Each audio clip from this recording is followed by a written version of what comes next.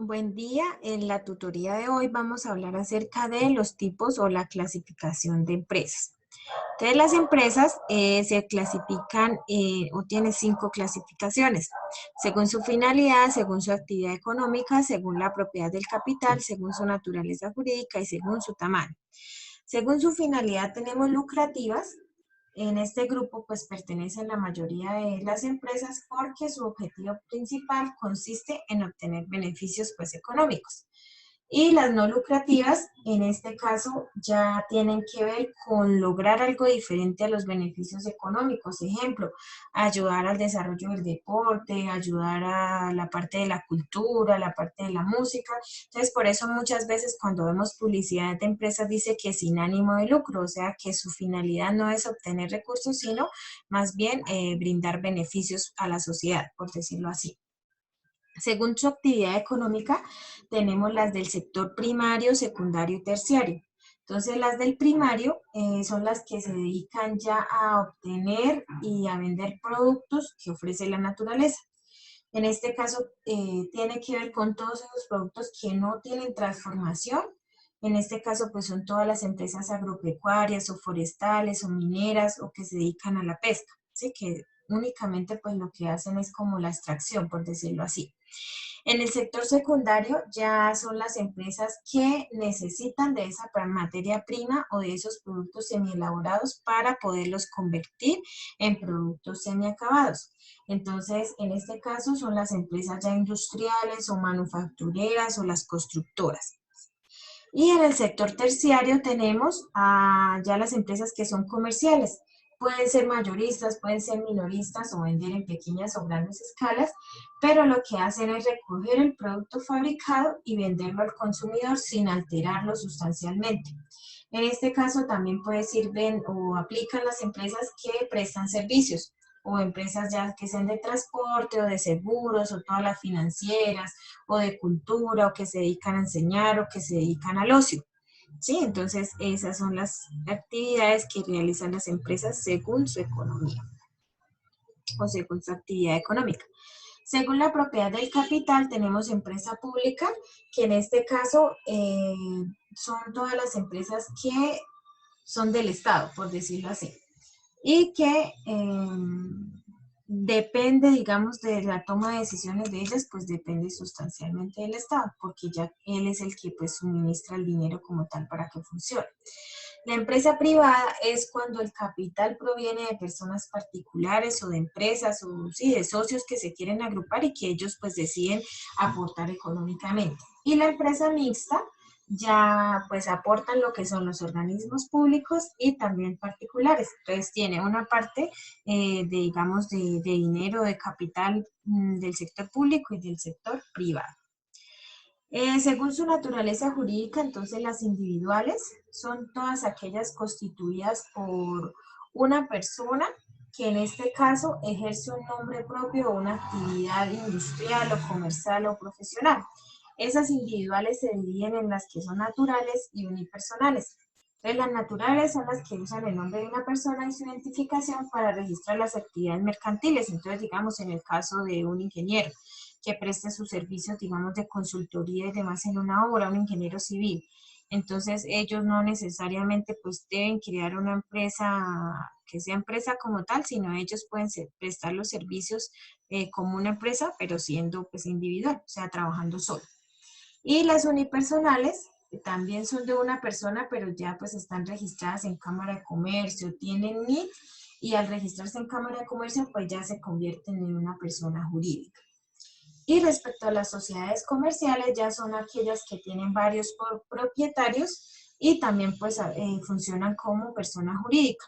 Estas se dividen por acciones simplificadas que pueden constituirse por una o más personas mediante un documento. Entonces allá firman y las personas dicen cuántas acciones compra cada socio, dependiendo pues al dinero como tal.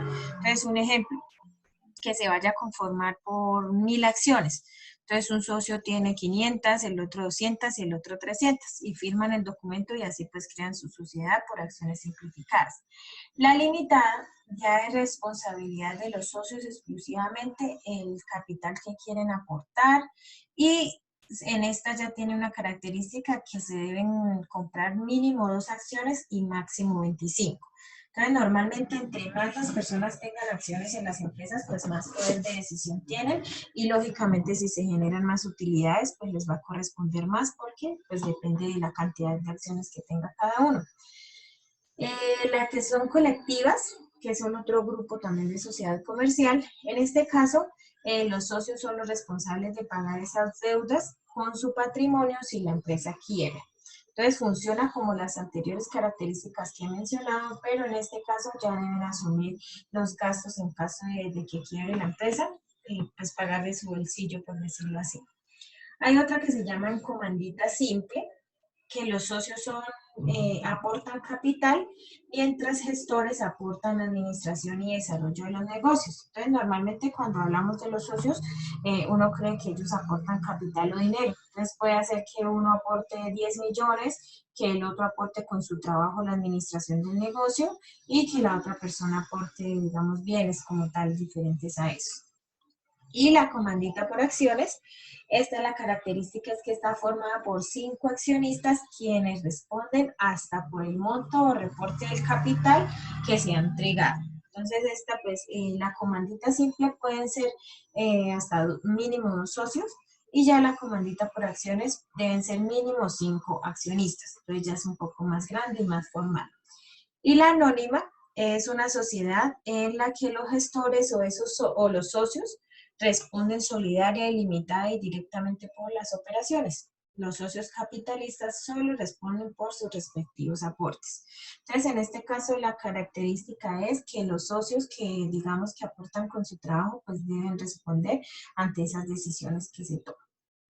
Y según su tamaño, tenemos la microempresa, que tiene hasta 10 trabajadores, o sea, de 1 a 10 trabajadores, y activos, o sea, todo lo que tiene la empresa, ya sea edificios, vehículos o dinero que tengan caja, que tengan bancos, en inversiones, en materia prima, que sean menos de 501 salarios mínimos mensuales legales vigentes. La pequeña empresa ya son entre 11 y 50 trabajadores y debe tener activos entre 501 y 5.000 salarios mínimos mensuales legales vigentes. La mediana ya está o entre 51 y 200 trabajadores o activos totales entre 5.001 y 30.000 salarios mínimos mensuales legales vigentes.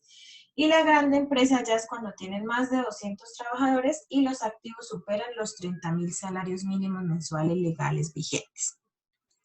Eso sería entonces respecto a lo que son los tipos o clasificación de empresas. Ahora hay otro temita que se llama los subsistemas empresariales, ¿sí?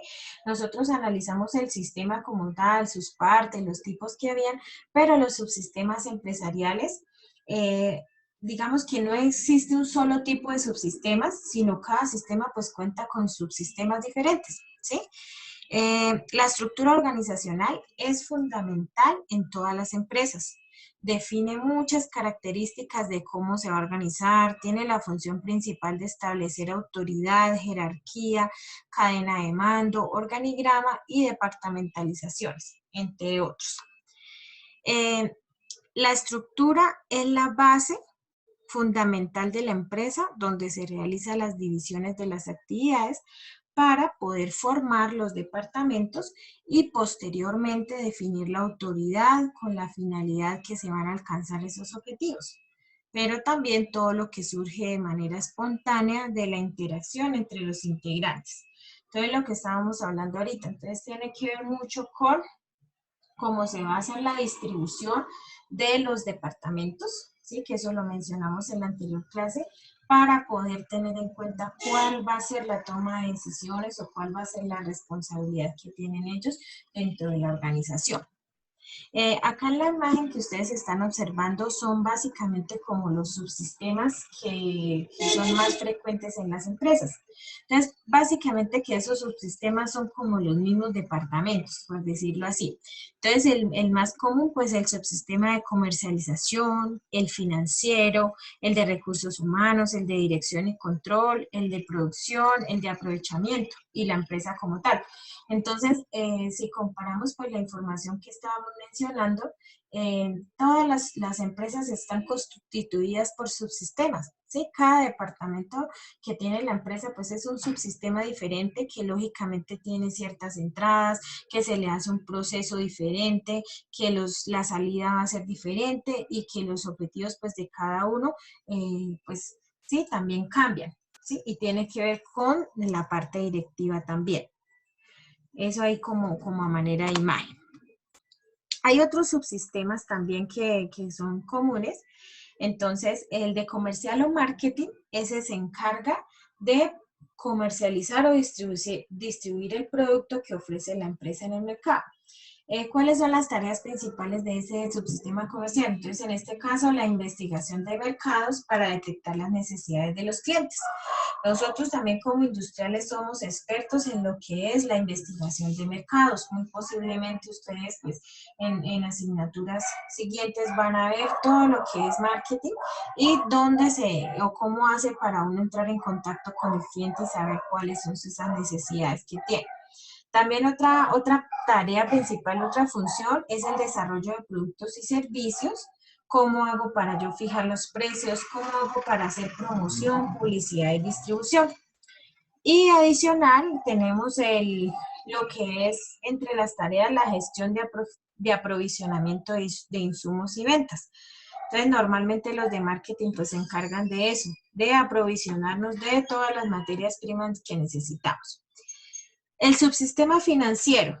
En este se encarga ya de buscar y obtener esos fondos para financiar ese negocio y aplicarlos de manera eficiente. ¿Cuáles serían sus tareas principales? Elaborar y analizar los documentos contables, ya sea desde realizar los soportes como tal, cómo elaborar los estados financieros, lo que es el balance general, el estado de resultados. Entonces ellos se encargan de todo eso. ¿Por qué? Porque esos estados financieros nos permiten tomar decisiones económicas. También tienen dentro de sus tareas principales lo que es la gestión de tesorería y también cómo tener decisiones de inversión y en cuanto a los títulos valores, por decirlo así. El subsistema de producción, este se encarga de desarrollar el proceso de transformación de esas materias primas y lograr esos componentes en productos terminados y que estén listos para la venta. Si las empresas no se transforman, entonces pues ya serían comerciales o en este caso que prestan sus servicios, ¿sí? Entonces carecen de este subsistema que es el de producción y se sustituye por el de operaciones. Entonces el de producción solo aplica cuando se está transformando esa materia prima. Si se dedica a la parte de comercial o de servicios, ya se llama de operaciones. Y pues lógicamente que los procesos y los métodos de trabajo van a ser diferentes. Pero para el sistema de producción, entonces, dentro de sus tareas o funciones está el diseño técnico de producto o servicio, el diseño del proceso de producción o de operaciones y la gestión del almacén y el control de calidad. Luego viene el subsistema de personal o de recursos humanos, se encarga de todo lo que tiene que ver con las personas que trabajan en la empresa. Entre sus funciones está la elaboración y análisis de documentos laborales, como son las nóminas, los seguros sociales, las afiliaciones a las ARL, digamos que hacer la contabilización de lo que son las horas extras y demás, todo lo que tiene que ver con la parte de los pagos. También en hacer la selección, contratación y bajas, y también el diseño de planes de formación. Cuando hablamos de selección, es la selección de personas nuevas que van a ocupar los cargos, de realizar todo el proceso de contratación que vaya acorde con la normatividad y con la normatividad vigente, y también en el caso de hacer retiros cuando no cumplen con el desempeño esperado. Adicional, los planes de formación. Aquí hace referencia a los planes de formación, en qué capacitaciones necesitan los empleados para las tareas que están desarrollando, si las personas nuevas que van a ingresar a la organización no se les ha brindado la capacitación, entonces coordinar todo eso. ¿Por qué? Porque todos deben estar pues al mismo nivel para que puedan funcionar esos subsistemas. Y por último, está la gestión de las relaciones laborales, en el cual se logra esa satisfacción digamos, de las personas trabajando en la empresa, que se logre una calidad de vida laboral, que haya seguridad y salud en el trabajo. Entonces, desde esa parte también, pues ellos están implicados en lograr eso en los empleados. Y hay un subsistema también súper importante que es I más D más I, que significa investigación, desarrollo e innovación. Entonces hay empresas que requieren de alta tecnología para poder, digamos que, eh, realizar la fabricación o transformación de esas materias primas en productos o también brindar los servicios. Entonces ellos lo que se encargan es de investigar y desarrollar esos productos y ciertos componentes que tengan bastante tecnología y que le gusten a las personas. Entonces ellos lo que hacen es investigación científica de esos productos y procesos, o sea, qué está saliendo del mercado. Entonces por eso va muy de la mano con los estudios de mercado, ¿cierto? Ellos van mirando tanto qué quiere el cliente como lo que esté a la vanguardia. Aplicación de esas prácticas en las conclusiones de la investigación y también ellos hacen que se logren esos avances tecnológicos en los productos o en los procesos o en los métodos para pues mejorar lo que se estaba haciendo. Entonces, esos serían como los subsistemas más importantes. Hay otros subsistemas empresariales que funcionan ya más a nivel interno, que sería el subsistema de objetivos y valores, que digamos no es un departamento como tal, porque habíamos mencionado que esos subsistemas son muy similares a un departamento, entonces no es como un departamento, pero se puede considerar como un subsistema porque digamos que la empresa debe alcanzar ciertos objetivos, ¿cierto? Entonces, desde el punto de todos esos departamentos o todas esas áreas en las cuales se ha distribuido la organización deben tomar decisiones, entonces se considera como un subsistema adicional. Esos objetivos pueden involucrar lo que son todas las exigencias del mercado o que haya, digamos, reglamentaciones tanto de la parte gubernamental o la parte política como tal, y de la parte de las necesidades tanto de la sociedad como de los mismos empleados. Luego hay otro subsistema que se llama subsistema técnico. Entonces, en este caso es como el conocimiento que se requiere para desempeñar ciertas tareas. Entonces, no todo el mundo tiene ese conocimiento ni todas las empresas pues lo conocen también.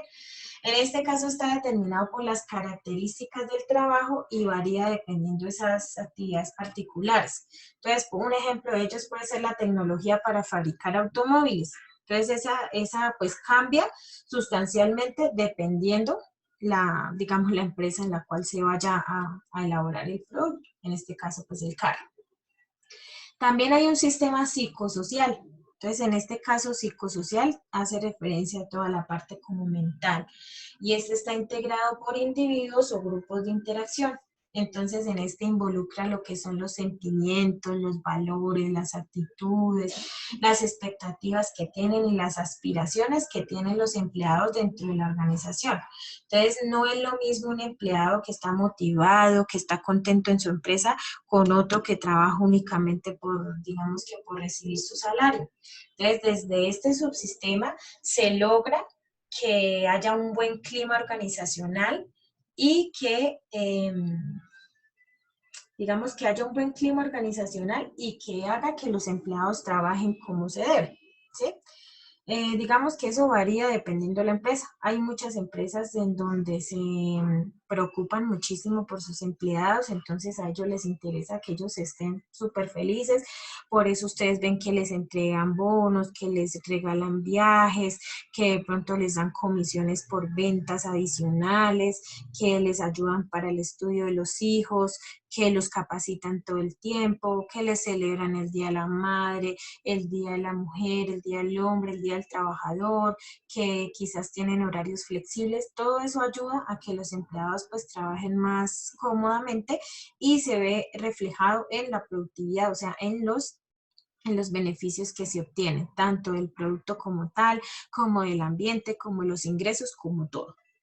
Hay otro subsistema que se llama estructura. Entonces, este hace referencia a la forma como las tareas están divididas y son coordinadas. Entonces, tienen que ver dos aspectos. Cuando hablamos de que las tareas están divididas, hablamos de diferenciación. Y cuando hablamos que están coordinadas, hablamos de integración. Entonces, en este caso, pues están conformadas por lo que son los puestos de trabajo, las reglas que existen y los procedimientos, ¿sí? Entonces, el paso a paso de qué es lo que se va a hacer o qué es lo que tiene que hacer la persona. Eso hace referencia a la estructura. También tiene que ver con todos los canales de comunicación que tienen los empleados para poder transmitir sus ideas o indicar pues sus inconformidades como tal y el trabajo. Y también pues representa esa formalización de las relaciones entre lo que es técnico y lo que es psicosocial, ¿sí? Entonces esta es muy importante, la que es de estructura. Y por último, el subsistema administrativo, este ya abarca toda la organización y la relaciona con su medio ambiente, con los objetivos, con los planes estratégicos y operativos. Lo que hace es armonizar esas estructuras y esos procesos de control. Entonces, esto ayuda a que evolucione ese pensamiento que hay dentro de la organización y que se cumplan los objetivos. Eso como tal. Entonces, todos los subsistemas son súper importantes dentro de las organizaciones para poder cumplir con los objetivos que estábamos mencionando. Otro temita que se llama modelos y estructuras organizacionales tiene que ver también con lo que es la estructura pues, organizacional de la empresa. Entonces, la estructura organizacional pues es fundamental en todas las empresas, ya que define esas características de cómo se va a ejercer o establecer esa autoridad o esa jerarquía o esa cadena de mando, esos organigramas y esas clasificaciones, por decirlo así. Entonces deben contar con una estructura organizacional acorde a sus tareas o las actividades que van a realizar. Entonces, esa estructura es la base fundamental de la empresa para poder realizar esas divisiones. Entonces, eso es muy importante para el trabajador. ¿Por qué? Porque muchas veces uno llega a las empresas y usted no sabe a quién es que le debe rendir cuentas. Escasamente conoció a la persona de talento humano que fue la que le hizo el proceso de selección y de contratación. Y de hecho, pues usted llega a la organización y no sabe hacia quién se debe dirigir. En caso de que usted tenga un inconveniente, a quién se lo debe comentar. Entonces, por eso es importante que se cuente con las estructuras organizacionales dentro de la empresa.